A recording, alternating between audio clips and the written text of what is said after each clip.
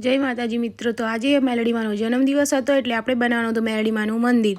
તો સવારમાં કડી આવી ગયા હતા અને આજે આપણે કરવાનું હતું મેલડીમાંના મંદિરનું ઉદ્ઘાટન। તો સવારમાં કડી આવી ગયા અને લાગી ગયા હોહોના કામે। તો આપણે મેલડીમાંનું મંદિર હવે થોડાક જ દિવસોમાં તૈયાર થઈ જશે। આપણું સપનું હતું એ કે આપણે મસ્ત મેલડીમાંનું એક મંદિર બનાવીએ। તો ફાઇનલી મેલડીમાંના મંદિરનું કામ ચાલુ છે ને આપણે આવી ગયા ઘરે આવીને આપણે બનાવી નાખ્યું મેથી બટેકાનું શાક। અને આજે મેલડીમાંનો જન્મદિવસ હોય એટલે પગે તો લાગવું જ પડે। તો ફટાફટ આપણે મેલડીમાંના દર્શન કરી લઈએ અને મેલડીમાંને અમે બેસાડ્યા છે અમારી બાજુવાળી રૂમમાં, જ્યાં લગી કામ ચાલે છે ત્યાં સુધી। પછી રોટલા બનાવતા આપણા હાથમાં આવી ગયું પાઇનેપલ। પાઇનેપલ આવી ગયું એટલે ખાવાનું ઘણું મન થતું હતું એટલે રોટલા બનાવતા ખાવાનું ચાલુ કરી દીધું। પછી આપણું એટલી વારમાં શાક બનીને થઈ ગયું તૈયાર। અને આજે માતાજીનો જન્મદિવસ હતો એટલે એમના માટે બનાવી નાખી મેં સુખડી।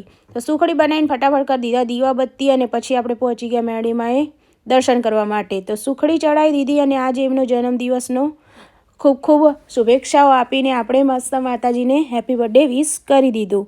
તો મેલડીમાંની પ્રસાદી પછી અમે છોકરાઓને વેચી અને આજુબાજુમાં બધાને વેચી નાખી અને આવી રીતે જ અમે મનાવ્યો મેલડીમાંનો બર્થડે। તો આવા અમારા વિડીયો જોવા માટે અમારી ચેનલને લાઇક, સબસ્ક્રાઈબ અને શેર કરવાનું ભૂલતા નહીં। તો પ્લીઝ લાઇક એન્ડ સબસ્ક્રાઈબ। જય માતા।